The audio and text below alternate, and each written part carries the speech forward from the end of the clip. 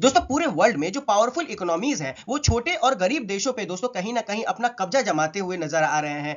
आज मैं बात करने वाला हूं दोस्तों चाइना के बारे में, जो कि चाइना एक तरीके से देखा जाए ना तो एक प्रोजेक्ट चलाता है। उस प्रोजेक्ट को दोस्तों बेसिकली बॉर्डर रोड इनिशिएटिव के तौर पे हम लोग जानते हैं। और उसका कहना सीधा यही है कि हम इस प्रोजेक्ट के माध्यम से दूसरे देश का भी एक इंफ्रास्ट्रक्चरल ग्रोथ कर रहे हैं, वहां पे रोड रेलवे पोर्ट का निर्माण कर रहे हैं और वहां पे एम्प्लॉयमेंट भी दे रहे हैं। तो क्या दोस्तों ये रियली में एक तरीके का इंफ्रास्ट्रक्चरल डेवलपमेंट है? अदरवाइज दोस्तों वहां पे एक तरीके का हम लोगों को ट्रैप दिखता हुआ नजर आ रहा है, क्योंकि आज के समय में आधी से ज्यादा दोस्तों पूरे विश्व के जो देश है वो चाइना के इस ट्रैप में लगभग से फंस चुके हैं। दोस्तों मैं हूं राहुल मिश्रा, स्वागत करता हूं आपका अपने इस यूट्यूब चैनल पे। बने रहिए दोस्तों वीडियो के अंत तक, क्योंकि देखा जाए ना तो ये चाइना का बॉर्डर रोड इनिशिएटिव किसी इंडिविजुअल कंट्री का प्रॉब्लम नहीं है, ये ग्लोबली दोस्तों देखा जाए ना तो पूरे विश्व को ये एक डिप ट्रैप में फंसाने की लगातार कोशिश कर रहा है। तो चलिए दोस्तों समझते हैं इस वीडियो को। दोस्तों चलिए समझते हैं कि आखिर बीआरआई डेप्थ होता क्या है। तो बेसिकली बात की जाए ना तो चाइना ने बेल्ट रोड इनिशिएटिव दोस्तों 2013 में लॉन्च किया, और इसका मुख्य जो उद्देश्य था कि चाइना को दूसरे देशों से, चाहे वो ट्रेड का रास्ता हो, पोर्ट का, रेलवे का, डिजिटल नेटवर्क्स का, या फिर दोस्तों एनर्जी कॉरिडोर का जितना भी रास्ता है ना उससे चाइना को जोड़ा जाए। मगर अगर आप इसको असलियत में अगर देखो तो ये बीआरआई बस इंफ्रास्ट्रक्चर के लिए तो आया ही था, लेकिन दोस्तों एक चाइना के लिए एक बहुत ही बड़ा जियो ये हथियार या फिर वेपन बन के उभर चुका है। मतलब कि जो छोटे छोटे बहुत सारे डेवलपिंग कंट्रीज हैं उनको दोस्तों ये चाइना अकेले कर्ज के जाल में फंसा रहा है।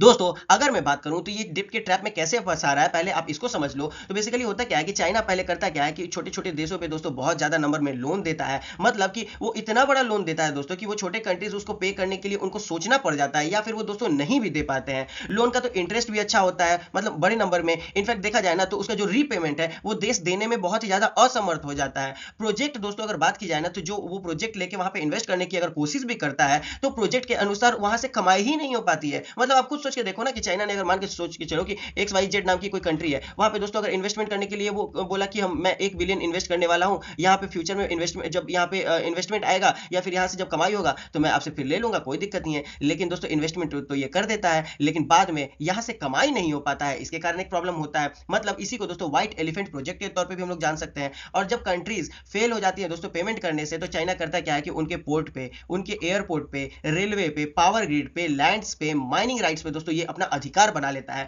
मतलब कि बस लोन के लिए तो जाता है, लेकिन उसके साथ साथ चाइना वहां के एसेट्स पे, वहां के रिसोर्सेज पे दोस्तों क्या करता है, तो अपना इन्फ्लुएंस बनाने लगता है, पॉलिटिकली कंट्रोल करने की कोशिश करता है। और सबसे खास बात तो ये है कि किसी एक कंट्री के साथ ये नहीं होता है, ये दोस्तों पूरे विश्व में देखा जाए ना तो इस पैटर्न को ये बार बार अपना रहा है। दोस्तों अगर बात की जाए ना तो चाइना बेसिकली 5 लेयर मॉडल को अपनाता है। 5 लेयर मॉडल क्या है? तो ये दोस्तों होता क्या है ना कि चाइना वहां पे इन्वेस्टमेंट जो करता है, तो पहले देखो, पहले लेयर में क्या करता है कि अपने ही देश से दोस्तों एक्सिम बैंक, मतलब एक्सपोर्ट इंपोर्ट के माध्यम से वो क्या करता है, बहुत ही बड़ा लोन दिलवा देता है। इसके इंटरेस्ट भी हाई होते हैं दोस्तों, जो कि कमर्शियल टर्म के अगर देखा जाए बेसिक पे तो बहुत ही हाई इंटरेस्ट पे वो लोन भी दिलवा देता है। चलो उसके बाद सबसे खास बात ये होता है दोस्तों कि चाइना के ही देश की जो कंपनी होती है वो दूसरे देश में इन्वेस्टमेंट करने भी आ जाती है। साथ ही साथ देखा जाए तो चाइना अपने ही देश का दोस्तों लेबर और मटेरियल भी लेके उस देश में इन्वेस्ट करने आ जाता है। साथ ही साथ अगर देखा जाए तो अगर वो दोस्तों रीपेमेंट नहीं कर पाते हैं, मतलब कि चाइना जब इन्वेस्टमेंट कर चुका है, पूरा बैंक से भी लोन दिलवा चुका है, लेबर भी वहां पे आ चुके हैं, मतलब काम भी पूरा हो चुका है, तो अगर ये रिटर्न दे नहीं पाते हैं दोस्तों तो ये करता क्या है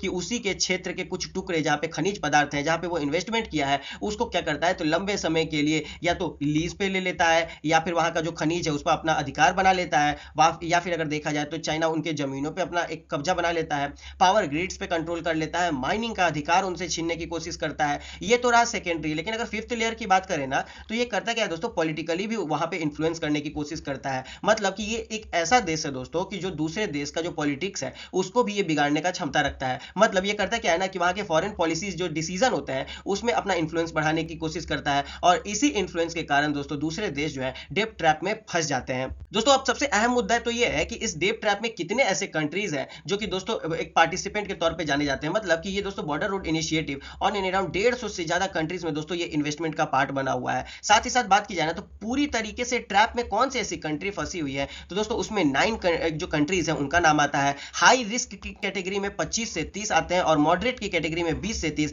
इनफैक्ट अगर बात की जाए टोटल अफेक्टेड तो 50 से 70। मतलब दोस्तों आप खुद सोच के देखो यहाँ पे कि मैं पूरे कंट्रीज का तो दोस्तों यहाँ पे नाम नहीं लिख सकता अभी, लेकिन मैं बस आपको ये बताना चाहता हूँ कि जो कंट्रीज जो पूरे ट्रैप में फंस चुके हैं वो दोस्तों 9 है।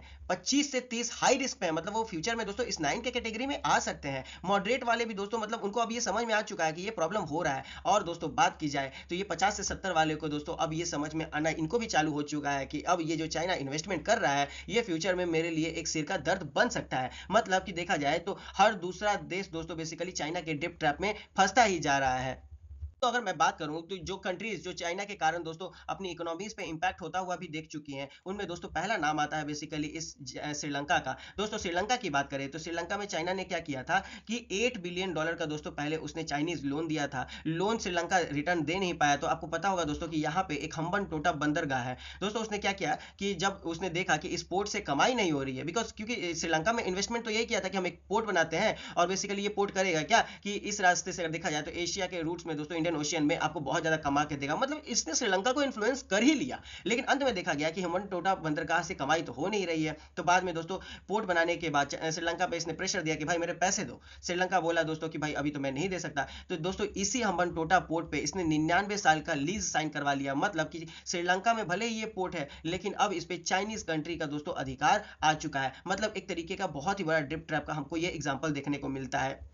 इतना ही नहीं दोस्तों, अगर मैं बात करूं यहाँ पे आप देख रहे होंगे कि ये जो मैप है ये लाओस कंट्री का है। दोस्तों Laos country south east Asian countries में आता है। वहां पर भी दोस्तों $6 बिलियन का रेलवे प्रोजेक्ट में इसने इन्वेस्ट किया। ठीक है, रेलवे प्रोजेक्ट में इसमें इन्वेस्ट किया। वहां की कंट्री भी दोस्तों देखा जाना तो वीक इकोनॉमी है, साथ में साथ देखा जाना तो यहाँ के टूरिज्म को बहुत ही बड़ा नुकसान हुआ। और इसी के कारण दोस्तों उसने किया क्या कि वहां पे उस देश में जितने भी पावर ग्रिड्स है दोस्तों उस पर अपना कब्जा जमा लिया। अब दोस्तों बात की जाए पाकिस्तान की, तो दोस्तों हम लोग जानते हैं कि पाकिस्तान में क्या हो रहा है। तो सीपीईसी का दोस्तों इन्वेस्टमेंट बहुत ही ज्यादा उसने किया है। दोस्तों चाइना पाकिस्तान का जो ये इकोनॉमिक डोर है, बेसिकली इसमें आपको पता होगा दोस्तों कि $62 बिलियन का चाइना ने यहाँ पे इन्वेस्टमेंट किया है। और ये इन्वेस्टमेंट इतना बड़ा है दोस्तों कि चाइना को पाकिस्तान को बहुत बड़ा इंपैक्ट हुआ है इससे। इसके साथ साथ ग्वादर पोर्ट आपको पता होगा दोस्तों कि पाकिस्तान में है, उस पर भी अपना ये इन्फ्लुएंस बना चुका है। और आज के टाइम पे ये पाकिस्तान दोस्तों अब पहले चाइना पे जहां पे डिपेंड हुआ करता था, अब आईएमएफ पर डिपेंड हो चुका है। और आईएमएफ भी दोस्तों कहीं ना कहीं इसको लोन देने से मना करती आ रही है। मतलब कि सीपीएसी को अगर बात करें दोस्तों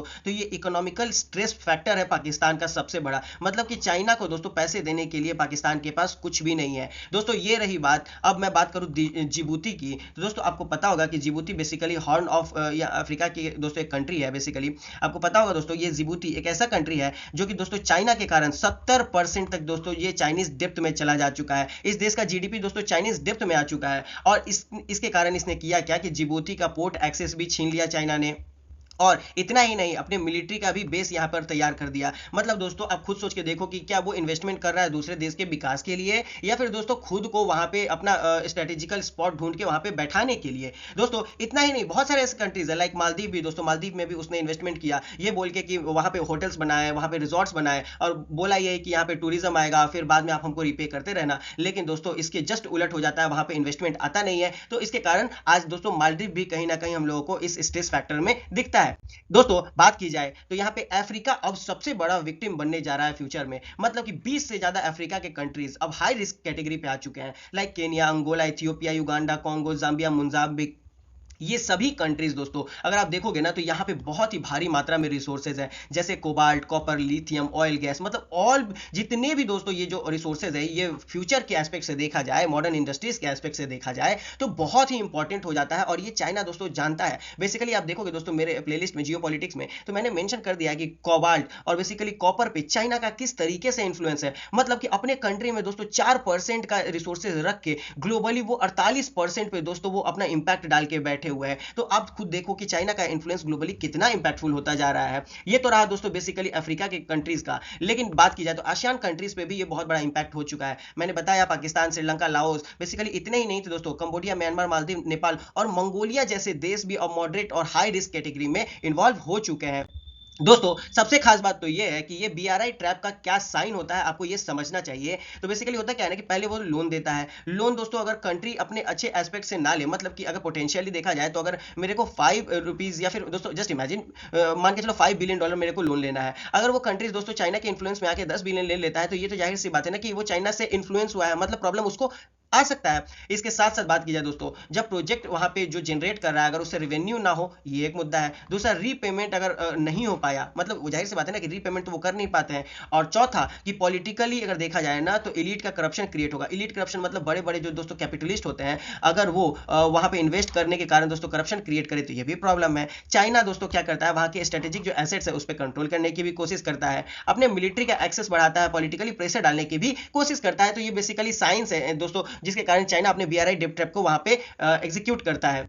दोस्तों, अब डेप ट्रैप सबसे खतरनाक क्यों हो चुका है 2025 में, आपको देखना पड़ेगा। तो दोस्तों, यूएस हुआ क्या है ना कि यूएस अपना इंटरेस्ट रेट कंसिस्टेंटली बढ़ाता जा रहा है। तो डॉलर में जो दोस्तों वो जो कंट्रीज लोन लिए हुए हैं वो तो महंगा हो रहा है। चाइना का डिमांड कंसिस्टेंट बढ़ता ही जा रहा है कि भाई आप मेरे लोन जो लिए हो वो दे दो। टूरिज्म घट रहा है, बहुत सारे कंट्रीज में हमने दोस्तों टूरिज्म जो है वो घटता हुआ अभी दिख रहा है। कमोडिटीज की जो प्राइस है वो हमेशा अनस्टेबल अभी होती आ रही है। जैसे ग्लोबली देखा जाए तो कभी दोस्तों गोल्ड का, सिल्वर का रेट इंक्रीज हो रहा है, स्टिल बॉन्ड्स के भी दोस्तों प्राइस वेरी कर रहे हैं, और डॉलर का भी दोस्तों जो प्राइस है वो कंसिस्टेंट फ्लक्चुएट करता ही आ रहा है। तो मतलब ग्लोबली देखा जाए ना तो रिसेशन का भी एक फियर मेंटेन हो रहा है। तो ओवरऑल अगर बात की जाए दोस्तों, तो बीआरआई एक तरीके से देखा जाए ना तो वर्ल्ड के बड़े बड़े कंट्रीज के लिए एक डर का भी माहौल क्रिएट कर रहा है। ओवरऑल अगर इस टॉपिक की मैं बात करूं दोस्तों, तो चाइना का ये जो बेल्ट रोड इनिशिएटिव है, ये दोस्तों इंफ्रास्ट्रक्चरल प्लान के लिए तो चाइना ने एग्जीक्यूट किया है कि मैं दूसरे देशों का भी विकास करूंगा, लेकिन दोस्तों चाइना के लिए बहुत ही बड़ा इंस्ट्रूमेंट बन गया उसको गरीब या फिर वहां पे अपना स्ट्रेटेजिक इन्फ्लुएंस बढ़ाने के लिए। मतलब कि बड़े हाई इंटरेस्ट पे तो लोन दे के चाइना क्या कर रहा है कि जो गरीब देश है उनको डेप्ट में डाल के अपना स्ट्रेटेजिक लोकेशन वहां पे बना रहा है, वहां पे पोर्ट, ग्रिड्स, माइनिंग राइट्स को वो छीनने की कोशिश कर रहा है। और इसी के कारण 50 से 70 बीआरआई कंट्रीज पे दोस्तों देखा जाए ना तो फाइनेंशियल इश्यूज क्रिएट हो चुके हैं। वहां पे दोस्तों वो अपने फंक्शंस को इनिशिएट कर चुका है, वहां पे अपने मतलब स्ट्रेटेजिक जो लूप होल्स है दोस्तों उसको वहां पे अपना चुका है। इनफैक्ट अगर बात करें ना तो वो बहुत ही कैलकुलेटेड स्ट्रेटेजीज के साथ चल रहा है। उसको पता है कि फ्यूचर में अपने इकोनॉमी का दोस्तों किस तरीके से वहां पे एग्जिस्टेंस और बढ़ाना है, और साथ ही साथ पॉलिटिकल इन्फ्लुएंस किस तरीके से वहां पे मेंटेन करना है। तो दोस्तों, आज के लिए बस इतना ही। कैसा लगा वीडियो आप हमें कमेंट में बताइए। अगर ये वीडियो आपको अच्छा लगा तो please like, subscribe and bell icon को प्रेस करें, जिससे कि आपको आगे की आने वाली वीडियोस का अपडेट मिलता रहेगा। मिलते हैं अगले वीडियो में, तब तक के लिए अपना ख्याल रखें। Thank you.